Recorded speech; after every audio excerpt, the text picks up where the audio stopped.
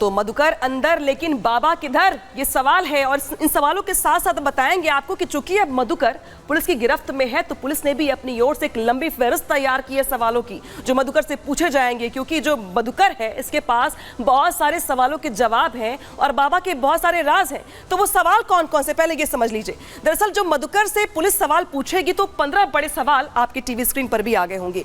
सवाल नंबर 1 है, बाबा के संपर्क में आखिर कब से हो, तुम्हारी पूरी मुलाकात जो है बाबा से पहले कब हुई थी और संपर्क में कब से हो। इसके अलावा सवाल नंबर 2 है कि सत्संग में कितने लोगों के आने का अनुमान था, हाथरस में जब सत्संग हुआ तो तुम्हारा आकलन क्या था संख्या को लेकर।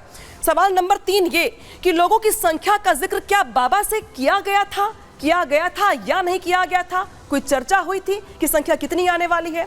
सवाल नंबर 4 ये कि तुम्हारे हिसाब से सत्संग में कुल कितने लोग पहुंचे थे, तुम्हारा आकलन क्या है, क्योंकि दावे तो सबके अलग अलग हैं लेकिन तुम्हारा आकलन क्या है संख्या को लेकर के। सवाल नंबर 5 ये कि सत्संग में भगदड़ कैसे मची, आखिर भगदड़ कहां से शुरू हुई, क्योंकि जो प्रत्यक्षदर्शी हैं उनकी अपनी बातें अपने विचार हैं लेकिन मधुकर जो वहां मौजूद था उसके हिसाब से भगदड़ कैसे मची। सवाल ये भी कि हादसे के वक्त तुम कहां थे, हादसे के वक्त मधुकर कहां था, जो कि मुख्य आयोजन करता है वो कहां था, ये सवाल पुलिस पूछेगी जरूर। इसके अलावा सवाल ये भी कि क्या सत्संग के बाद सेवादारों ने भीड़ पर लाठियां चलाई थी, आखिर भगदड़ के हालात क्या सिर्फ चरण धूल की वजह से हुए या फिर लाठी चार्ज की वजह से हुए, लाठियां चलाने की वजह से हुए।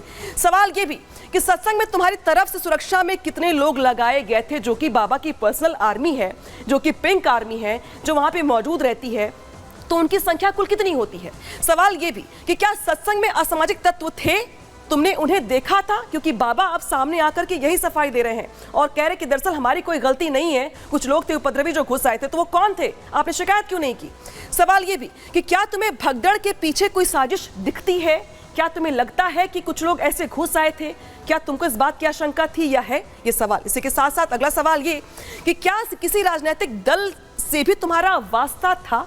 सवाल दरअसल यहाँ पे ये क्योंकि जो पॉलिटिकल बयानबाजी वो भी यहाँ पे चल रही है मधुकर को लेकर के, तो सवाल उससे जरूर पूछा जाएगा। इसी के साथ साथ सवाल ये भी कि बाबा भागने के बाद कहाँ गए, कहाँ छिपे और अभी कहाँ हैं, ये सवाल जरूरी है। इसलिए जरूरी है क्योंकि हादसे के बाद मधुकर के फोन से ही बाबा ने बातचीत की, लिहाजा मधुकर को ये पता होगा कि बाबा कहाँ थे और कहाँ हैं।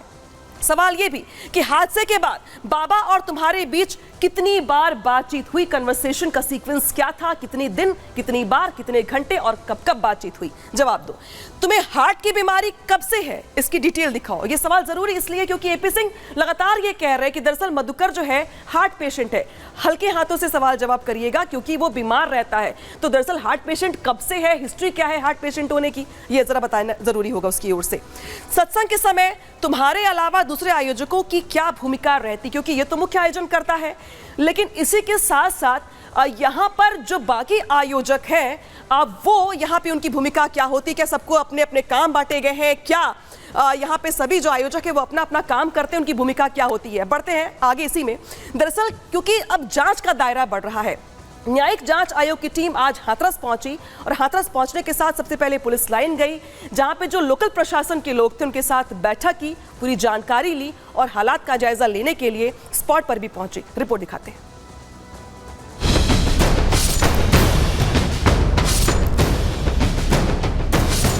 2 जुलाई को हाथरस में हुए मौत वाले सत्संग में अब अपराधियों की उल्टी गिनती शुरू हो गई है। उत्तर प्रदेश के मुख्यमंत्री योगी आदित्यनाथ के निर्देश के बाद पाखंडी बाबा सूरजपाल की अकूत दौलत के साथ साथ बाबा के फैलाए ब्रह्मजाल की तस्वीर अब साफ होने लगी है। उधर योगी सरकार के निर्देश के बाद गठित न्यायिक जांच आयोग की टीम ने अपनी तरफ से हाथरस हादसे की जांच शुरू कर दी है।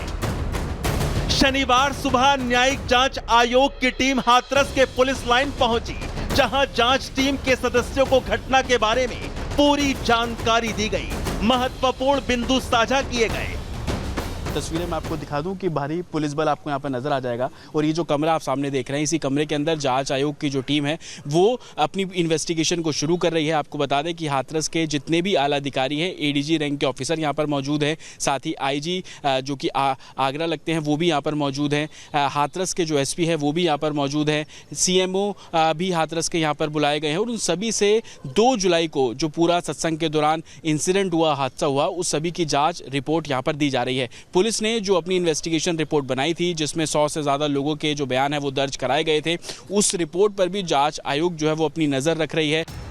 अब आपको न्यायिक आयोग की जांच और जांच के बिंदुओं के बारे में भी जानकारी देते हैं।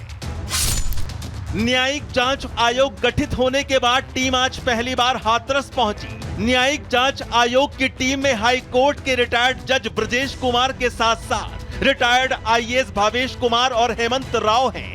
हाथरस पहुंचकर टीम ने पहले पुलिस लाइन का रुख किया। पुलिस लाइन में आला अधिकारियों के साथ पूरी घटना की जानकारी ली गई। पुलिस लाइन में हुई मीटिंग में ADG, IG Aligarh range, SP Hathras, हादसे वाले दिन मौजूद एसडीएम, सीएमओ के साथ स्थानीय प्रशासन के लोग मौजूद थे। मीटिंग में स्थानीय प्रशासन से हादसे वाले दिन की विस्तृत जानकारी ली गई, जिसमें हादसे वाले दिन जिन 100 लोगों के बयान लिए गए थे उनकी बातचीत भी शामिल है। स्थानीय प्रशासन से सत्संग की परमिशन और इसकी प्रक्रिया क्या अपनाई गई इसके बारे में जानकारी ली गई। जानकारी जुटाने के बाद जांच टीम स्पॉट के लिए रवाना हो गई। जानकारी के मुताबिक स्पॉट से वापस लौटने के बाद शाम को फिर से मीटिंग रखी गई है, जिसमें आज की जांच का रिव्यू किया जाएगा। इसके अलावा सत्संग में शामिल लोगों के बयान भी लेने की संभावना है।